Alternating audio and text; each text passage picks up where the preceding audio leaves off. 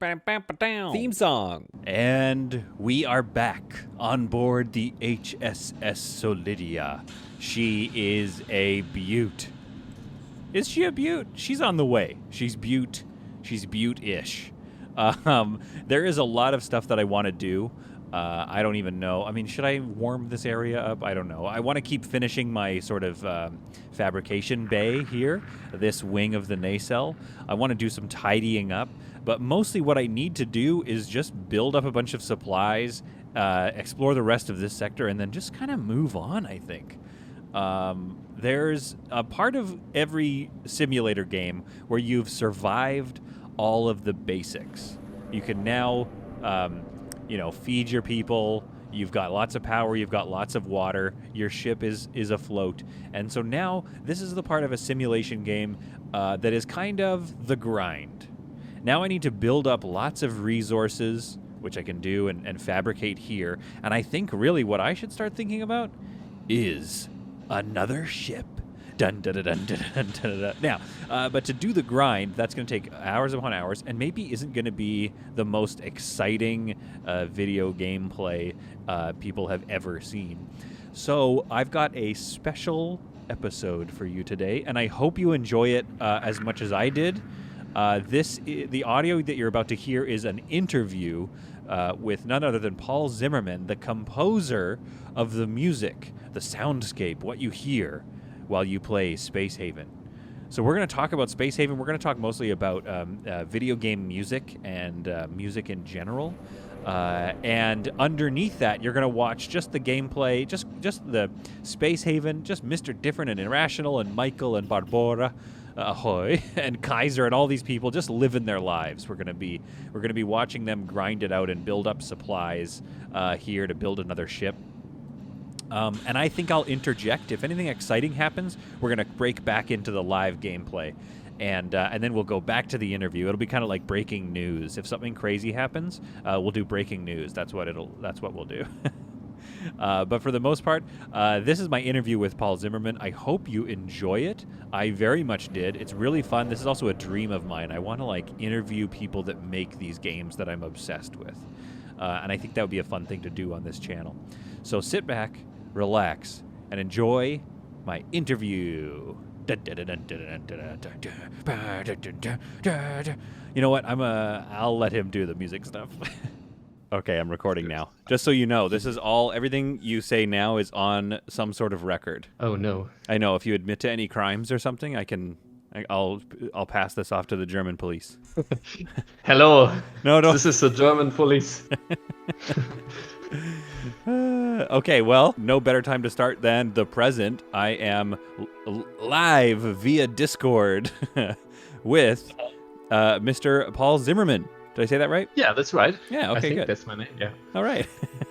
And Paul Zimmermmann is none other than the composer of all of the wonderful music that we all hear when we are playing Space Haven. Yeah, that's also correct. Okay, good. Don't want to say anything wrong, but yeah, that's correct. Yeah, and it's just, now when you're a composer on a video game, is it just, and I'm sure maybe it's different for everything, but is it just the music or even just the UI sounds, like the buttons and everything? Do they come to you for that as well, or is it just the music? Yeah, mostly I do music. Yeah. Just music because, I don't know, I just enjoy it a lot more than designing sounds and stuff. Right, of course. Little boots and beeps. Yeah, but for this one, I also do the sounds. So basically anything you can hear in the game, I did somehow have my hands in some way. Okay. Oh, that's great. Yeah, and there are still lots of sounds missing from the game actually, because we wanted to make sure to crank out a lot of music first. Oh, so that's why. Yeah, I was wondering, because there'll be some battles, like I'll get into an away mission and be shooting up aliens, and I can hear some of the gunfire. But there's not much of it, and it kind of goes away a little bit sometimes. But then there's always that action music or the intense music. Let's see if I can even figure out which track it is. Is it Infested? Here, I'm gonna play it. Yeah, Infested might be one. This seems to be. I feel like this is when I enter an alien ship. I hear this. Yeah, Infested is one of them. And love that. How the battle music, or it's not really. It's like exploration / battle music. Right. because it kind of adapts to the gameplay. So when you encounter an enemy like an alien or something like that, there's another layer of the music being triggered. Right.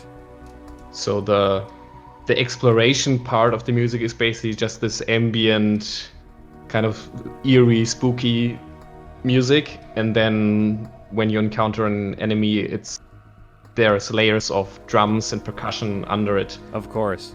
And so does that layer right on top of the track? Or is it just switch to a new track? No, it comes in right away. So basically, the percussion track basically runs on mute the whole time.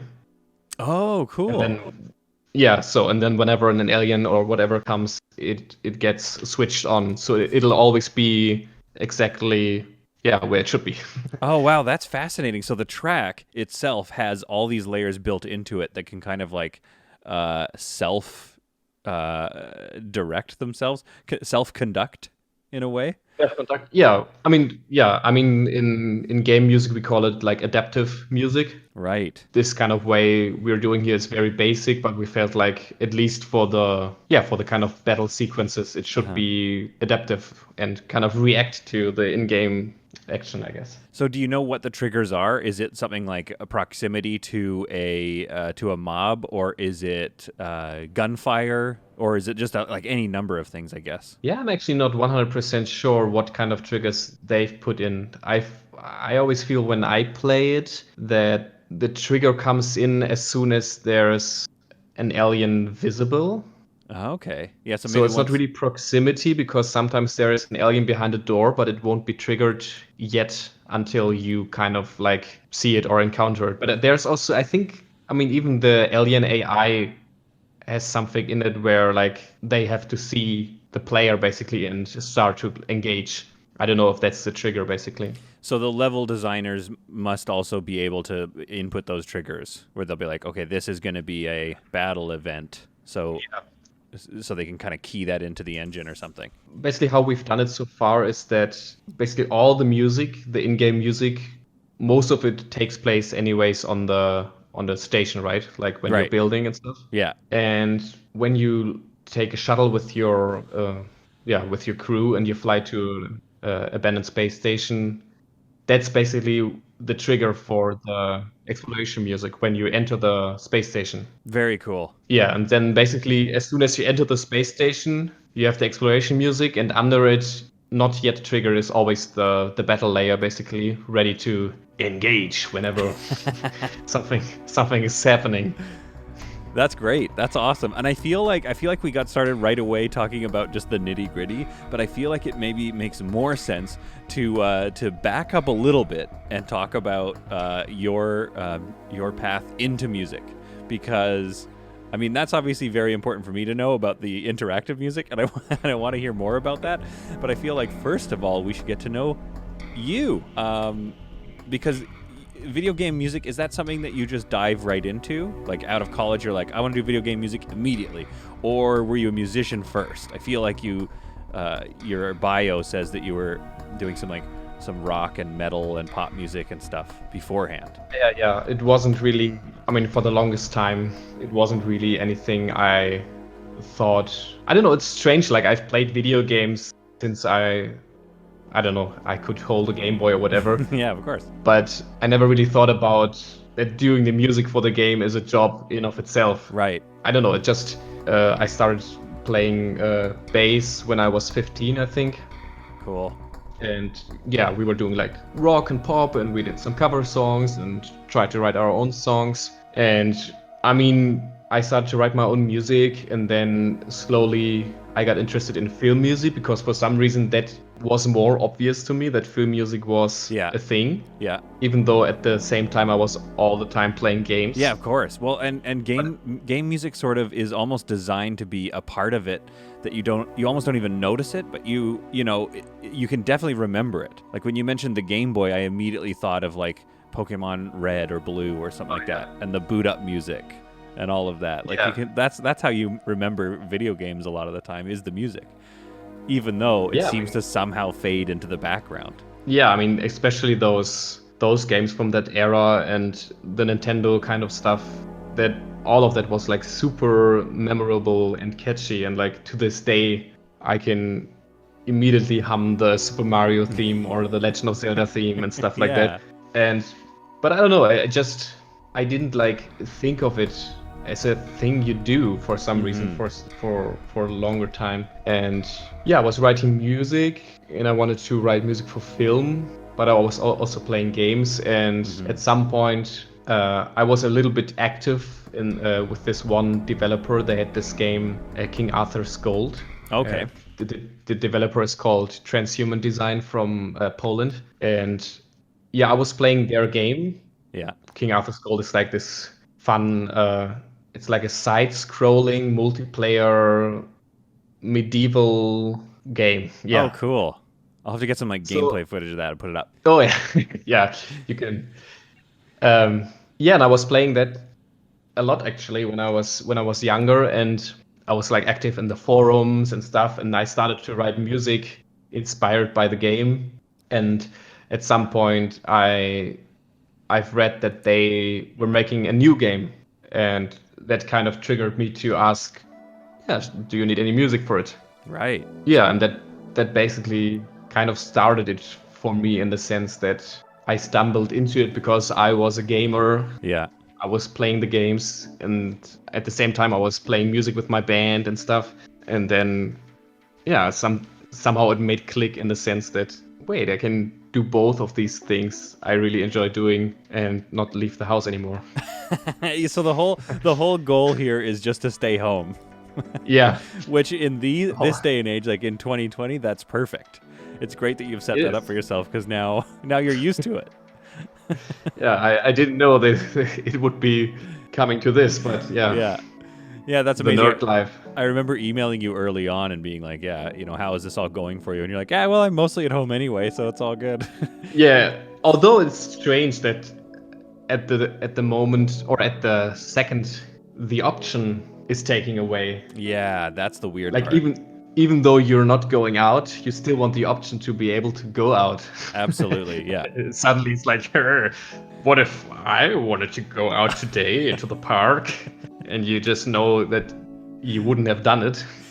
Yeah, in a way, we're all like toddlers, right? It's like, well, now that we know it's a rule, now all we can now we think wanna about is do going it. to that park. Yeah, like every summer I leave the house like 2 times, and now suddenly it's like, oh, I need to go out every day. I need my sunshine. Yeah, I need my- it's so important to me now. Yeah, suddenly I'm the most outgoing person.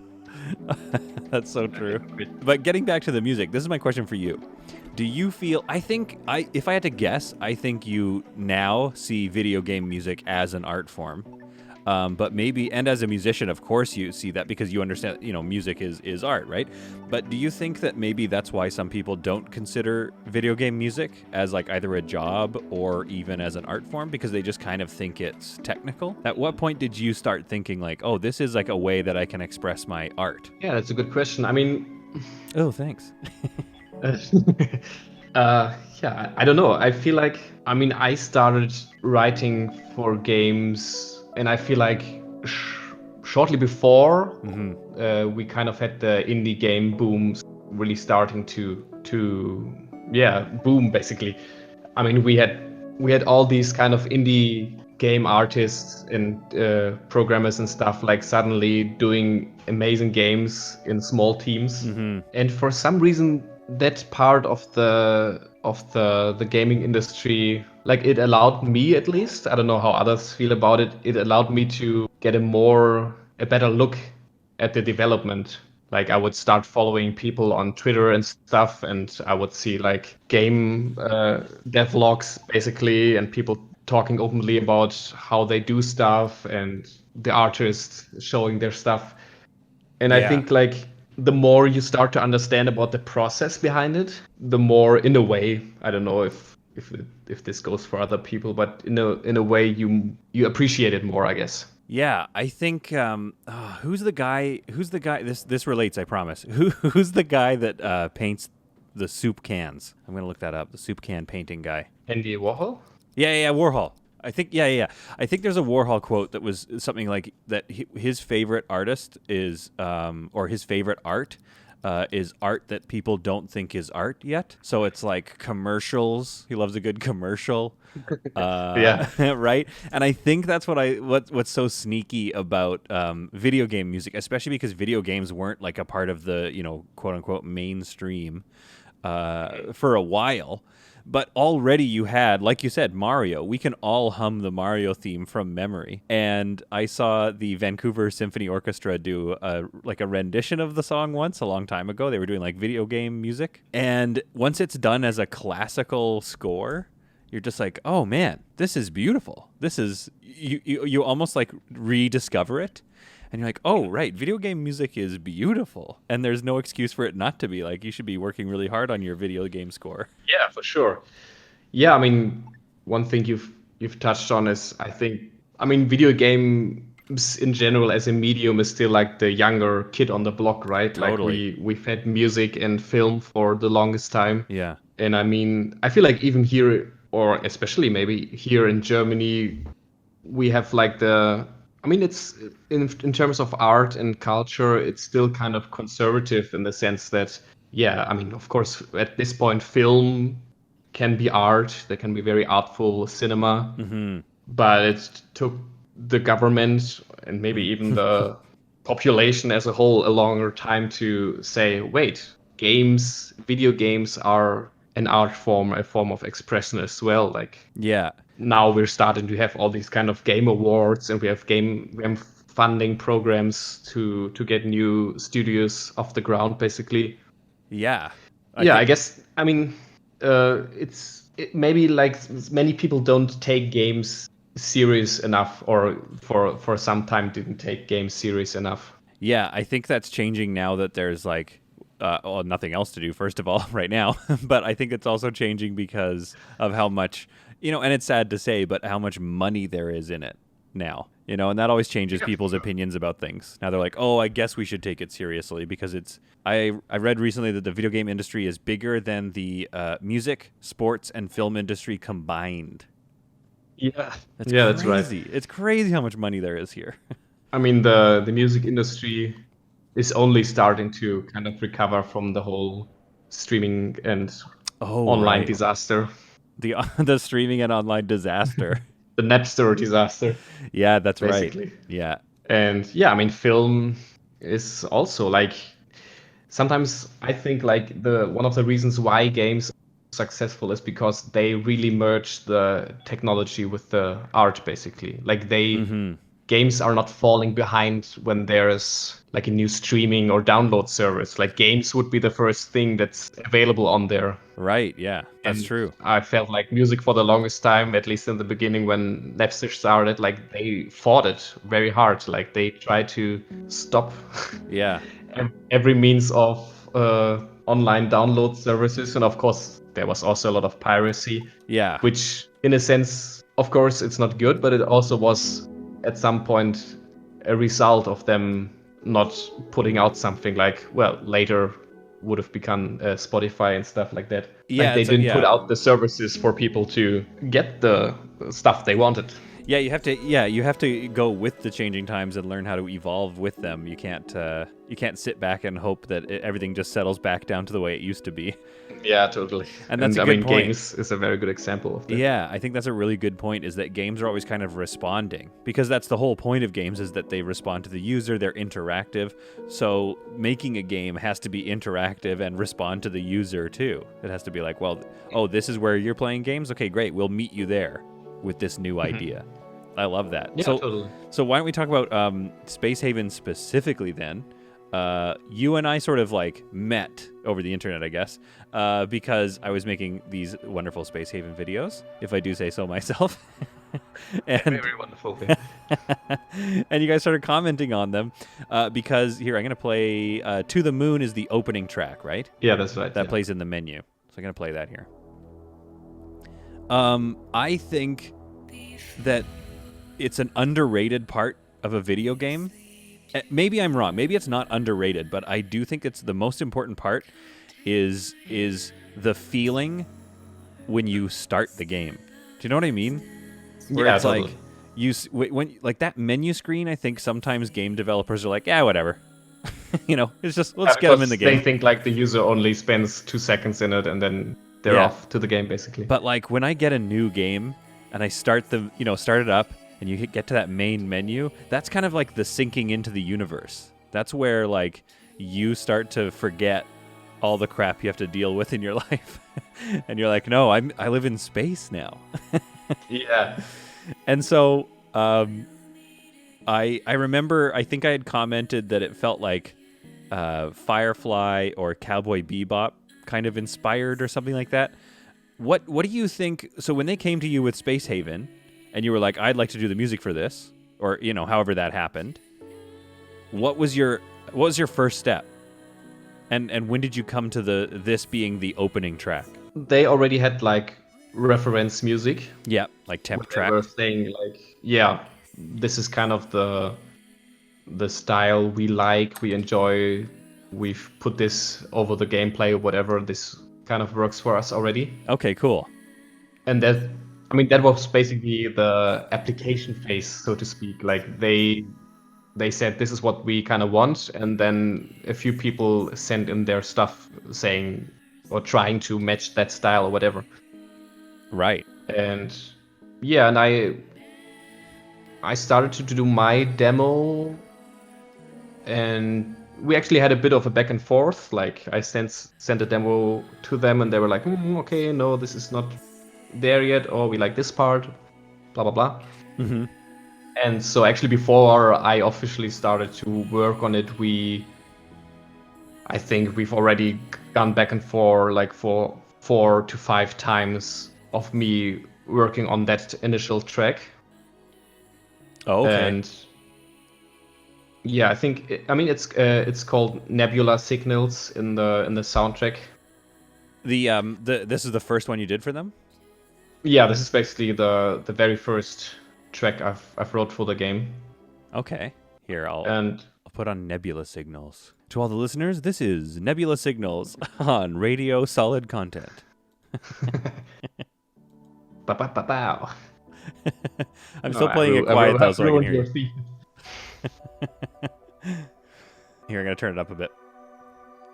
So this was the first one you did for that, like back and forth with them taking notes. Yeah, so basically it was a back and forth, and as soon as it was done, so to speak, them saying, "Oh yeah, we love it."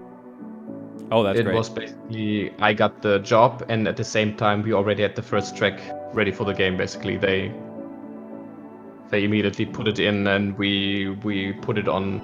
I think they put it on their YouTube channel, like saying, "Oh, this is the first track from the game" and stuff like that. That's great. I love that they're so focused on getting the music, all there before they focus on finishing the rest of the sounds or something. You said that earlier, that they were like really trying to get all of the music locked. So it seems like these, and maybe you can tell me if it's different with other developers, but it seems like these developers are very like, they see the music as a really important part of the game. Yeah, totally. Do you ever run into game makers who are just like, I don't know, just give us some music? Yeah, I mean that has happened too. Like I've had everything from the developer writing out single notes of a melody I've written and then going over the melody and saying like, oh, I would like this note to be higher or this one lower. Oh, wild. All the way to just do something, I guess. Like the range is completely all over the place from the people who are super invested and those who are less invested. I don't know if that's even fair to say. I mean, yeah. I mean for Space Haven, I've really enjoyed it because it's kind of like the perfect balance, so to speak. Like they do trust me a lot with my decisions, and they trust me that I mean at this point anyway will kind of nail the style of the music, but at the same time they're not afraid to like tell me, oh, this is not working for us or whatever. Like they're not fully hands off in the way that everything I send over is just gonna be amazing, thumbs up. Because I don't know, that would feel very weird to me. Like Yeah. I would start to not trust them in a sense, because like when I write a track to send it over, it's almost never like fully complete when I first send it over. Like sometimes Right. I sketch it out, sometimes I get a little bit overboard and write it longer, whatever.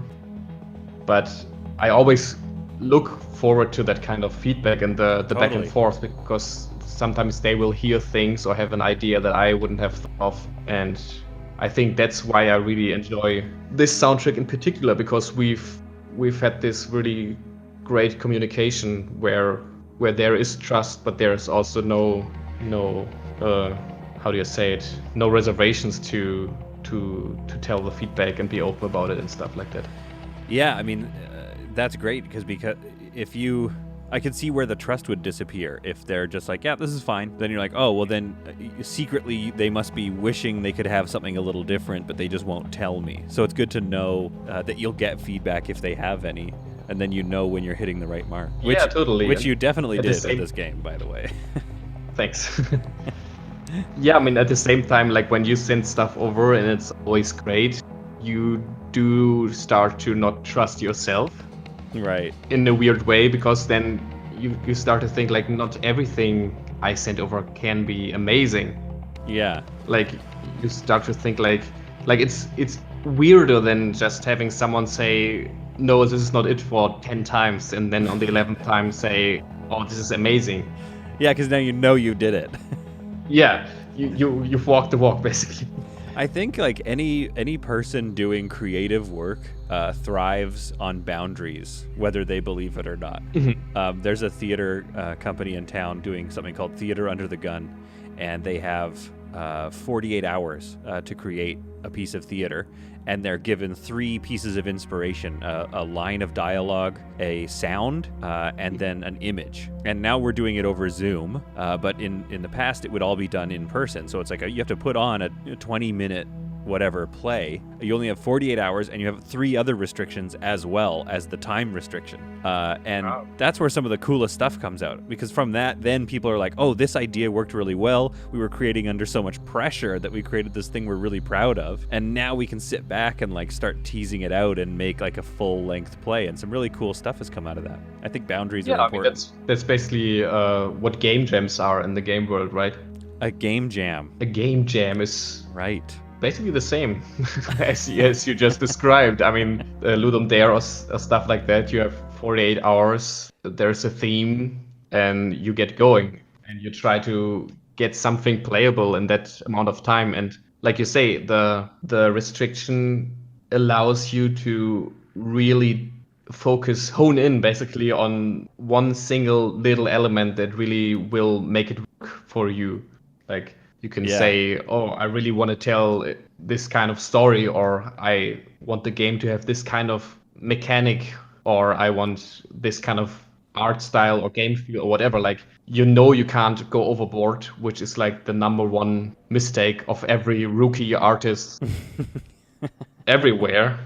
And especially in games, it's like I can't even tell you how many people in the different game forums start without having ever made a game and saying like, I want to do the next World of Warcraft.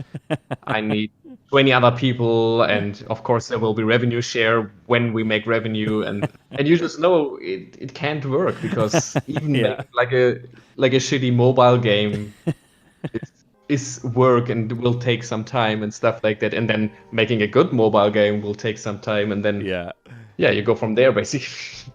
I love that idea of the like, I'm going to create the next World of Warcraft. All I need is 20 people and 7 years. Yeah, I mean, a lot of them are younger, and I mean, I made the same mistake when I was younger as well, like Right. thinking, oh, I really love GTA, but I also love Warcraft. How can I combine the two? And this will be like a great idea. And then it goes back to the kind of looking behind the curtain and understanding what goes into a game like World of Warcraft or whatever, and then you're like, oh right, okay. And And the great thing about the game jam is as well, like in 48 hours or 72 hours or whatever, you create a playable game or not. Sometimes you fail, that's fine too. But you will understand in that, even in that short amount of time, how much work goes into making a game. Like, Yeah. you will not sleep, you will it's basically like crunch time Totally. Yeah. Well, simulator. and that to me is where I'm just glad that finally people are seeing game designers as artists, because it's like they pour their souls into these things. There's something more going on there than just like, yeah, it's a job that I really love and I can't wait to make lots of money. It's like, no, these people are doing like 60-hour, 70-hour work weeks to get this game done because they're in love with it, because they're like, they want it to be as good as it can possibly be. Yeah, it's a crazy world. Do you also go through crunch time with them? Do you all music design is a different aspect of the games. So is there, I mean, I guess it depends on how ahead of the curve they are. Like if they're like, hey, we need all this music tomorrow, then yeah, you're going to do crunch time. Yeah, I don't think I would really say I have to do crunch time. Like, Yeah. especially music is one of the most avoidable things to have in crunch time, I guess. Like, Totally. like you say, like, I mean, unless they totally suck at planning and the day before release they somehow realize they still need 60 minutes of music, which I'm sure somehow, somewhere has happened already. Yeah. It seems to be like a basic organization failure if they do Yeah. that. It's like you don't know how much That- music you need, then that's on you. Yeah, also like if they do that kind of mistake, you don't really want to know what other mistakes. Yeah, if they forgot I mean- if they forgot they need music, there's going to be certain like animations missing. Yeah, I mean, music is very important, but like the source code, the programming, Yeah. the design, like those are also very, very important to even have a running game. We forgot the And- main menu. Whoops. Whoops. Yeah, exactly. Like, so no, I wouldn't. At least I haven't experienced crunch time in that kind of insane sense of what we're reading online and stuff. Like, Yeah.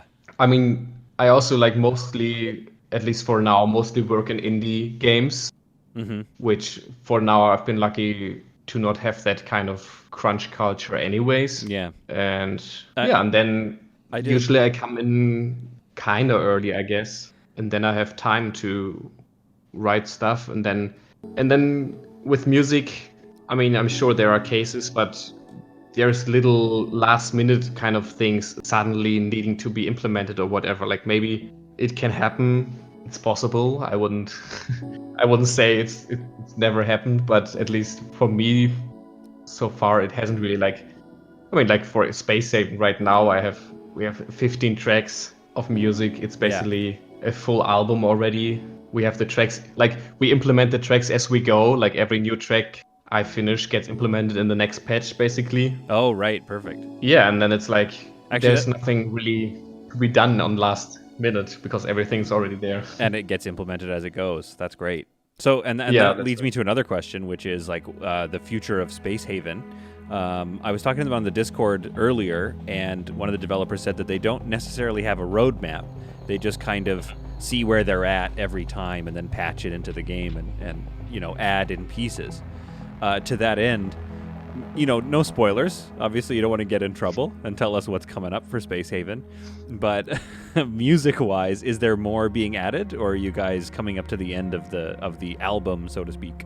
Yeah, I mean, in a sense for the album, I think I'm getting to the end now. Like there's 2 to 3 tracks that are left. Yeah. I mean, 2 tracks actually that will be kind of special. Ooh. So much I can say. Oh, really? Yeah, because there's this thing I wanted to implement in the game since the very start. And I guess we're doing it at some point. Sorry, I need those 2 tracks for that. you cut out there just for a second. Something that you wanted to implement for the very start of the game? No, since the very start of the game. Since the very start. Okay. Yeah, it's basically since I've been on the project, I've had this kind of idea, and those last 2 tracks are basically part of that. Oh my goodness. You just got me so excited for this next patch, or however many patches away that is. Yeah, I mean, And you it's can't not even I talk know. about it. Yeah, I mean, it's not really a gameplay defining thing. Oh, It's don't more a thing. Don't downplay it now. Don't let. I'm gonna keep my hopes high. Not even gameplay, but just even if the style, there's something new to check out. I can't wait. So the album, I guess, will be mostly done. I mean, how many? I think I just said You said these are 15, now I think. 15. So 2 more, 17. Then the music from the trailer, so 18. It's a pretty big album. And then, yeah, I think it's gonna be like 19 tracks with the other exploration/battle track. Oh, you're starting to reveal too much. Another exploration and battle track. Oh no, this one is already in the. Oh, that's not in the okay. game. That's not the spoiler. Okay. No, no. This I meant other because this one isn't in my folder yet. Basically, Okay. I still have to kind of mix it together. I want to get into some of the nitty gritty of the design work that you do. Just in case there's people out there that are listening that are interested in this part. I'm wondering when you approach music design. We'll go back to the dynamic or interactive. I forget what you called it. The music that kind of changes with the gameplay. Yeah, adaptive, interactive. Adaptive music. Okay, that's what we'll call that. So what programs are you using? And do you program the music entirely, or do you play instruments into the, like, are you recording any live instruments? I guess it depends on the track, but let's say for Space Haven. Yeah, for Space Haven, it's a mixture, but most of what we hear in Space Haven is synthesizer based. Mm-hmm. And basically software synthesizers, because I don't own like huge racks of actual synthesizers. Sure. And yeah, so most of what is in Space Haven is, I mean, it is played in, but it is in the software and basically a synthesizer emulation. What program is that? I work in Logic. In Logic. Okay, great. Yeah, that's a music software from Apple, for Apple products basically. Right. Yeah. And okay. yeah, I have a few so-called plugins or virtual instruments that I use to create basically the sounds. And so what I usually like to do, and I mean in this case it's nice to have that first track be like kind of like the template in a way. Mm-hmm. Like that track Nebula Signals, the very first one I basically applied with, and the one that got me the job. Right. There were elements in that one that are reoccurring throughout the whole soundtrack, because on one hand the developer said like, oh, these kind of things we really love, and on the other hand it's a great way to have like a cohesive experience. And yeah, for example, like there's a very soft piano in Nebula Signals, and it is present in almost all of the tracks. Oh, that's great. So like even though it's like synthesizer based and stuff, like the piano is still like kind of one of the core sounds at least. And so what do you call that, like a motif or something like that, like something that we always go back to and visit throughout the rest of the soundtrack? I don't know. I mean, it's not I don't so know much music terms. Yeah, I mean, it's not so much a motif in the sense that a similar kind of thing is being played, but the sound is similar. I don't know, it's maybe like a stylistic motif or something like that. An aesthetic, a musical aesthetic, an audio aesthetic or something, I don't know. Yeah, something like that. Like basically, in theory, when you've heard all Space Haven tracks and then you hear another new Space Haven track, you are going, oh yeah, this is from Space Haven, basically. Yeah. I'm still in the world. Yeah. You will realize, oh, there's this kind of sound, there are these, and yeah, so basically when I finished that first track, I kind of had like this rough template. Yeah. And then with each new track, I will design or find new like patches for the synthesizers or new sounds I really like, and then I will save those, and then slowly with each track I will build up like a database of like a library of different sounds and instruments. Oh, very cool. Which I use over and over again. And then Paul, for the dynamic adaptive development of a track, that's got to be very different from what you normally do, like making just one piece of music where you get control of the build and you get control of the, like, when it goes down and whatnot. How do you approach making a track for a game that, like you said earlier, there's drums involved but they're muted the whole time, or there's different parts of synthesizers that aren't being used until something happens in the game? So how do you build a track with that in mind, knowing that the very base level without the drums, without everything, still has to be a good song, and then make room for the drums when there's some combat or something? How do you make an adaptive track? Good question. I mean, in this case, like you say, like I've developed a bass track basically, Mm-hmm. like the fundament, like the that exploration part, and then I mean this kind of adaptive music is very basic in a sense. Like it's just two layers. It's just the basic track and then the percussion layer basically on top. It's very basic, but it still Okay. kind of gets the kind of emotion or the feeling across that we wanted to have in that kind of instance. But I mean, Right. there are loads of different ways of how to construct adaptive music, and many of them go like to crazy lengths to have music slow down or speed up, and have all kinds of different instruments being introduced. And then do you have to code that as well as the musician, or do you send them audio stems and explain how to implement them, or how does that work with? Yeah, I don't code. Yeah. And especially since for Space Haven they work in an engine that I'm not really familiar with, Oh, okay. some Java engine. And yeah, so basically I create the files, I send them over, and I tell them, oh, so put this one there and this one there, and it should it should ideally sound good. Yeah. Paul, if somebody wants to get into what you're doing, it sounds like you said you were making Nebula Signals as sort of your audition, if you will. How do people get into video game design? Like, if let's say somebody's fooling around in Logic or Ableton or whatever, and they really like the tracks they're making, how would they get started? Yeah, I mean, I think the game jams are actually a great way of, A game jam. yeah, not only do you meet other people that have different skill sets in the game industry or scene basically, but also you get like very first hand experience of like writing music quickly, implementing it, and then have like ideally a finished product after it. Like Right. I've attended like 3 to 4 game jams in person, and then I did a few online. Cool. So And I've always, sorry to yeah. interrupt, but to go to a game jam, you would bring in some music you've already made? Like, can you be pretty amateur at a game jam, or do you need to be pretty established to even get in? I mean, there's a wide range of people Oh, that's good. on these game jams. Sometimes there are pros. A lot of them are just hobbyists, maybe. Mm-hmm. Yeah, but I feel like it's a great way of. I mean, nowadays it would be mostly online based, Yeah, probably. unfortunately for a bit. But I really actually also enjoyed the face-to-face kind of Yeah. interaction. Like you meet up, and then you hang out with all these other nerds. You don't really sleep. You drink a lot of energy drinks, and then you make like a crappy game, and you feel great afterwards because you've done something. Yeah. And I mean, there are a few games actually especially in, or mostly in the indie game world, I guess, that have gone from being a game jam game to full-on release. Oh, which really? Cool. Then sold like millions or whatever. I think Celeste has been a game jam game in the start. I've heard of that one. Celeste, yeah. Yeah, and I think you can still.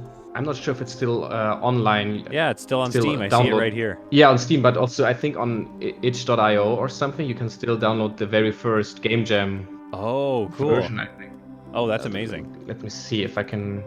On Steam here, I Yeah. have it. I see it, and the reviews, 18,000 reviews, overwhelmingly positive. Look at that game. That is beautiful. Yeah, it's amazing, and the music in that is also fantastic. Oh, yeah. And yeah, here on itch.io you can get Celeste the Classic. You can basically play it in browser, Oh, cool. and it's just made by these two guys at a game jam, I think. That's amazing. And then yeah, I guess they liked it so much it turned into a real game, and then now they're full-time game makers. That's awesome. Well, and that's how you kind of make your career for yourself. That's awesome. Yeah, And you I- totally can like that. and Paul, I like that you shouted it out, Celeste, because I'm seeing here that it's a video game by Canadian video game developers Matt Thorson and Noel Barry. Canadians. Yeah. Wow. And It's then possible. yeah, and then artwork by the Brazilian studio Mini Boss. But maybe that was when it went full on. Maybe, who knows? At Yeah, any I'm rate, not sure. I mean, a couple of Canadian guys made it, so that's good to know. Yeah, the composer is Lena Rain. I think she's from Seattle or something. Oh, really? Okay. I gotta look that up. Yeah, And You're right. Lena Rain, right here. Shows and her name. Oh, she's got a good discography. She's made a lot of stuff. yeah, I think it was for Celeste that she actually won the Video Game Music Award, if Oh, no I'm not way. talking crap right now. Like nowadays you always have to immediately Google what you say Yeah. to fact check yourself. I'm on her Wikipedia here. I'm trying to look at some stuff. Minecraft 2020 is on her discography. So she's Oh done yeah, some, that's pretty new. I think that she's she's doing music the for new Minecraft. expansions. Yeah. Oh yeah, she composed 4 new pieces of music for the 1.6 Nether update. I guess I got to play that now. Mhm. But I love that game. I think that's another perfect example of a game where the music is kind of like it's more escapist rather than trying to like jog your adrenaline, you know? Yeah, it's more thoughtful and it's more like, yeah, just explore, like do anything you want. I mean, that's what a lot of and same thing with your music in Space Haven, right? Is that you have to almost communicate the idea that you are exploring, that it's up to you Yeah. to build what you want to build. There's no like, you've got to get this mission done right away. Yeah, actually, like one of the things I really loved in Minecraft, which I think I try to replicate in Space Haven to an extent, is that I actually, even though that sounds weird as a music person, but I really liked how sparse the music was in Minecraft.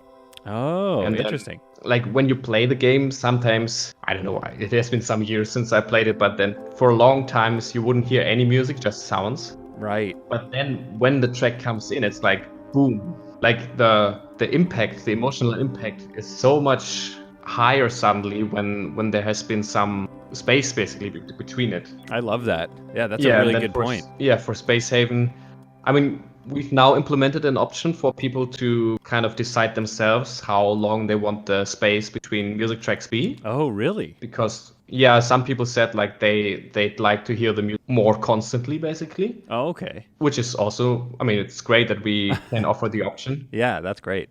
I definitely feel like I'd be one of those people. I understand what you mean about the music being gone for a while. Yeah. But I do like it is really cool, and then it comes back in, and it kind of brings you home, and it brings you, back into focus. But at the same time, I just really like the mood that it sets. So I think with that setting, I would probably be setting mine a little higher than other people. Maybe I'd be like, yeah, let's keep it rolling. I mean, I'm not leather. I can't complain about it. But I think like, especially like with a exploration or simulation game like Space Haven, where in a sense it's very slow paced, and then sometimes you get very lucky with the music coming in right in that moment where I don't know, one of your crew members just passed away. Oof. or you've planted your first food or whatever, Yeah. something like that, and then suddenly the music comes in and it's like wow.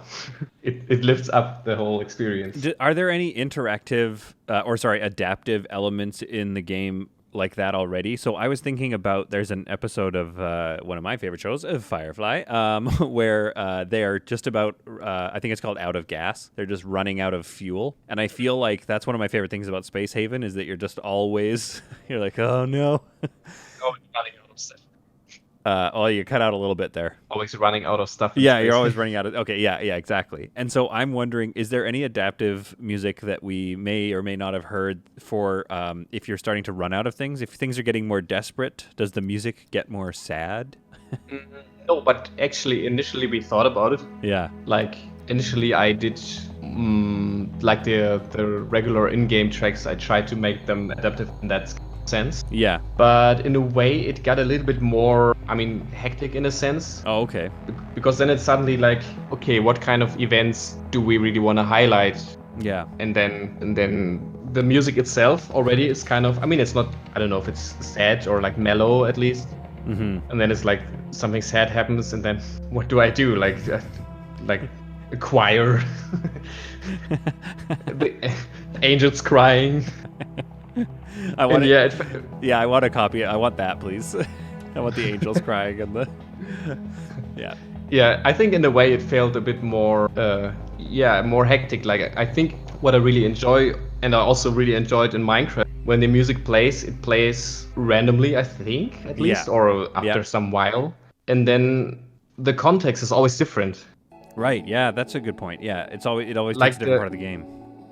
Yeah, the music always comes in at a different point. You're doing something totally different, and like the whole mood of what you're doing at that particular moment is changed due to the fact that the music is coming in. That's awesome. And that's something I really like. It's kind of like a happy accident in a sense. It's not really adaptive music. It's more like, here comes the music and let's see what you're doing right now. And whatever you're doing, it's kind of like, I don't know. I think in Space Haven I played the first mission, and I think the moment I had like my whole ship finished, like the track came in, and I felt like like a very accomplished suddenly, Yeah. and a little bit nostalgic, like, oh, look at how far I've come, basically. That's amazing. I like that. Yeah, so it's like the video game music can be described as like adaptive music plus happy accidents. Yeah.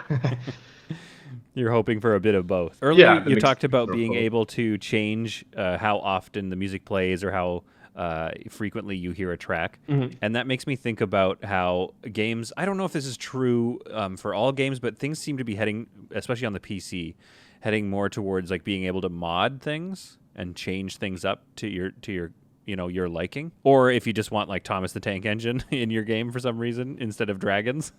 Yeah. Do you think that's going to start happening with music? And would that make you upset? Or do you think that would be an interesting way to get more exposure? If you could mod out soundtracks or change the soundtrack? Because already the game has, you're having a mod where they can play the music less or more.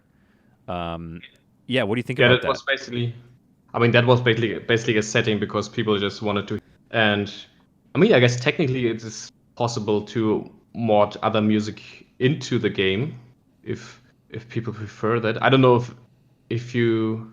I mean, what would be interesting is like if it's like proper modding where people start to like release scenarios or whatever. Oh, right, yeah.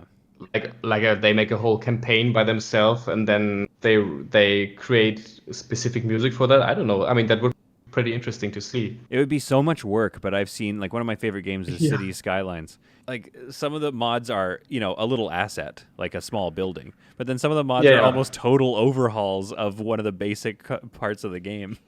And so I always wonder like how much more popular that's getting and if that might start to show up more. Maybe not in the form of music. And there's a part of me that I think would be maybe upset because like the original composer had a plan and worked hard. Yeah, I don't know. I mean, I don't know if like that kind of extent of modding is planned for Space Haven. I mean, it might be possible in the future. Like I say, like if there's like a specific, I think like in the early days there were also like StarCraft mods and stuff like that. Like full campaigns of different storylines, and then for sure have a person write specific music for that, and then it's like a whole game in the game. Yeah. And I mean, for the game itself, it can be very good because it can create this longevity that wouldn't otherwise be possible. Right. It adds layers of replayability to it. Yeah. Because now you have a new mission and it's a different theme or it's a different aesthetic. Because I'm sure there's some people that want it to feel more like Star Trek, or there's some people that want it to feel more like Alien. Yeah, I think like visual mods might be the first thing. Yeah, totally. Or just assets. Yeah. But basically at this point, I mean, we haven't even reached early access. And I mean, right now, this is basically modding, like taking on the feedback from the players and then like an official modding of the game. Right, yeah. Like I feel like modding really only comes in after a while of the game being like quote unquote done.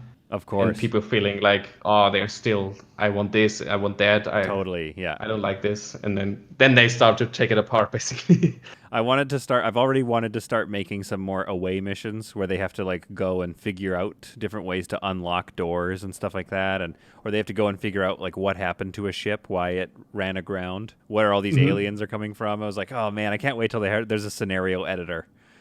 Because like we can make away missions and stuff. Yeah, but the only thing that I would want to do is somehow, because this is something I haven't seen in like some of these like building games, is how can I play a scenario with an already existing ship as opposed to playing a brand new scenario with a built ship, But maybe that's not necessarily a conversation for the composer, but you ask them that for me.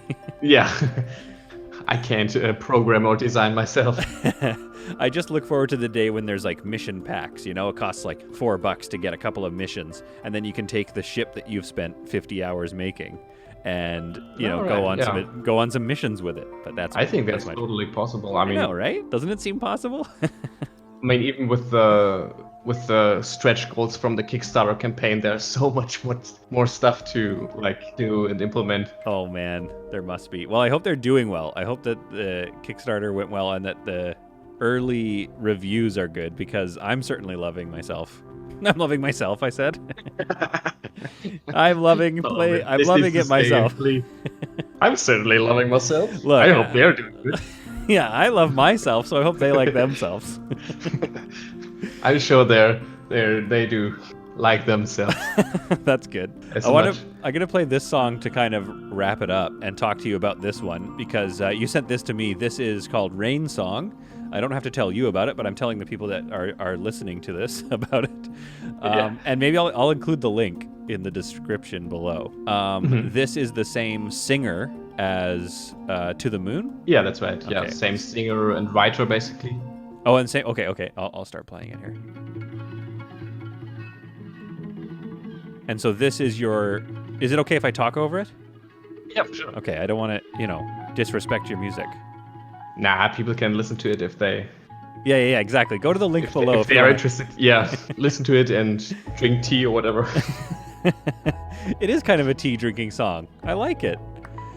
Yeah, this is like from our music duo called Kikoto. Kikoto, okay. Where does that come from? Yeah. What's the name? Where does that come from, the name? Random Googling our names. Interestingly, though, it means harbor in Hungarian. Harbor? And yeah. Okay. And it means listen or something in Japanese. Oh, I like it. And I guess that works. I love those words. I'm sure there's a word describing this, but I love those words that mean multiple things. Oh yeah, me too. Yeah. In different languages. Yeah, it needs to be a word that you don't know, that doesn't come from your native language. Yes, yeah, for sure. I think the German language has a lot of words like that, doesn't it?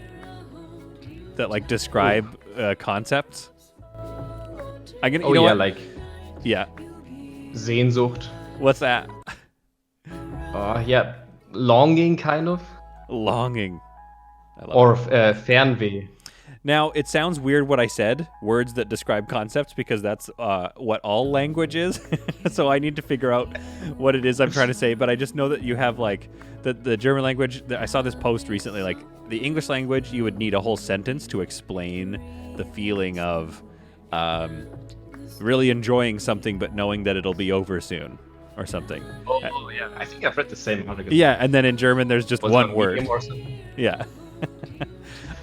Yeah. Okay. But wait, let's get back to Rain Song. And the singer that we're hearing right now, she is the writer as well of To the Moon and Back? Yeah, it's Dita. She's actually my fiance. Oh, congratulations. Oh, thanks. And yeah, I mean on To the Moon she's called Scalefin, which is basically her artist moniker. So okay. Yeah, but it's basically To the Moon and Rain Song. It's the same two people. Yeah. Writing a song, basically. I love it. Is this? What do you mean, the same two people? I mean, it's you and her, or do you mean? Do you envision them as characters? Oh no. Oh. I just meant like us two. Oh, okay. I thought we were getting kind of artsy with it. I liked it. I was there for that. Yeah, I don't know. It sounded a bit pretentious to say like I imagine. Like, I become this person when I write the song to them. Yeah. Yeah. No, I think it's very, very us. I love it. Yeah, no, I really like this track, and I can kind of see, especially off the start, there's a couple of synth sounds that kind of reminded me of Space Haven a little bit, or maybe I'm just looking for that. And then, oh yeah, go for it. I think I wrote the music for both, and there's a certain kind of vibe is such an overused word, but yeah, I really like nostalgic kind of sounds, or sounds or music that makes me at least nostalgic. I don't know if it's the same for other people, Yeah, no, I agree with that. but that's kind of what I've been chasing a lot recently. And like Space Haven, especially as a project, has shown me that this is really something I enjoy Oh, that's awesome. tapping into a lot. Yeah, well, I'm glad you like that because I think it was very successful. And I think, like I said, and I said it, in one of my or probably said it in a bunch of the videos, but it's just like settling in for a play session, like going like, all right, I'm gonna play some Space Haven today, and you hear that music start, and then you see the main screen come up and that like floating planet, and you're just like, oh, here we go. Yeah, it's actually. Have you played Stronghold Crusader? Stronghold Crusader. That's the like desert one. The second game Yeah, they yeah, made. yeah. I think it's the second game. Yeah. Yeah. What about And it? I mean, I've played it a lot when I was like a teenager, Oh like yeah. in summer, not going out and playing that game. Yeah. And similarly, like when you start the game, whenever you start the game, there's always this kind of like religious choir in the background. Yeah, that's true. It's Oh like always yeah, I forgot. like the desert awaits you. Like there's also this Yeah, voice, and totally. like you're like immediately you are in the world even before you pressed play on a scenario, Ah, whatever. Like you are so. That you're is right such a there. good point. That is so true. And as soon as you started, what's funny about that is I couldn't quite remember what it was until you just started singing it, and then I was like, Probably oh wrong, yeah, that's right. but yeah, it's like All these memories that's just came actually back. exactly, and that's so amazing. Like this feeling of sitting down. I don't know if I mean I hope people can still enjoy games the same way today, like without too much distraction on the side. Mm-hmm. Because like when I played like Strong Crusader, I didn't have like a phone or whatever, or didn't have WhatsApp or Telegram in the background running. Yeah. Like when I sat down to only do that single thing, and then when the music comes up and the sound, and yes, I am the Lord that will conquer the Middle East, and then Absolutely. fail. Yeah, and then fail, yeah. No, I couldn't agree more. I couldn't agree more. It's like when you step into a pool for the first time, right? You like the temperature washes over you, the water comes on, you're like, here we go. I'm going into the ocean. I'm going in, yeah. Yeah, I love it. And I guess like I think like for me the biggest success in a way would be to know that for some person out there they have the similar kind of experience with Space Haven, for example, like where in 10 years they will go on YouTube or Spotify, whatever, and like go Space Haven track, and then they'll listen to one of the tracks and go like, ah, yeah, I remember like all summer long I during the pandemic or whatever I played this game and I became like a spacefarer and whatever. Like I want people to have like the same kind of memories and experience that I have had and still have, like with a lot of games and stuff like that. Well, Paul, I am not saying this just to stroke your ego, but I am definitely one of those people. I 100% have that experience with the game, and it's going to be one of my pandemic memories for sure. One of the good ones, of course. Yeah, But of course. I think it might not even be that. It might carry on way past this too, because anytime they add new stuff, I'm just gonna power up the game. It's been a really fun game to play, and the music is such a vital part of that. So it was really fun to interview you. But here's the thing: I promised you that I was going to take up half an hour of your time, and I don't know, maybe we just get along really well. But we're like at an hour and 10 minutes now. Oops. We just kept going. It was so awesome to be able to talk to you and to be able to like ask about Space Haven and gush about it. This is I can like for about games and music I can talk about it for hours. And I love that. But I do know that one day solid content is going to be massive, and then you said it's not on your bucket list, but I want to like fly you out to to Vancouver, BC. I'm gonna show you around, get some sushi and some ramen or something. I mean, I'm sure you have that in Germany too, but I swear what it's is really good here. the Canadian, is it poutine? Oh yeah, you want to get some poutine? Yeah, sure. All right, we're gonna bring you out here one day when I have money. Nice. Because it'd be nice to meet you in person, and then really Totally. we could do another interview. You'll probably have made another one of my favorite games by that point or something. Well, we'll see. Yeah. Do you plan to keep doing video game music? Is this kind of like, do you really love it, or do you want to keep Yeah. going with your music? I mean, I assume you want it all. Okay, no, I can't sing this because then we get copyright strike. Oh, Um, no, yeah, video game music is my thing. Like, yeah. and everything, like the music. I just really like sometimes to do music without a project. Yeah. So sometimes I really enjoy just doing music, quote unquote, for the sake of music. Like just write a track like Rain Song, put it out there, have some people listen to it and stuff like that. And yeah, and video game music is basically my day job and my passion at the same time. Oh, isn't that's great. That's the dream right there. Living the dream. You're living the dream. All right. Well, Paul, thanks so much for joining me via Discord. Hopefully people have enjoyed watching some Space Haven being played underneath this interview. I think that's, if people like that, I think that's going to be a format that I'm going to keep trying. Although I've got to get other game developers to actually talk to me. So thanks for watching my tiny little channel as well. Sure, it's always so nice to see people play the game and Oh yeah, enjoy it, I guess. it really is.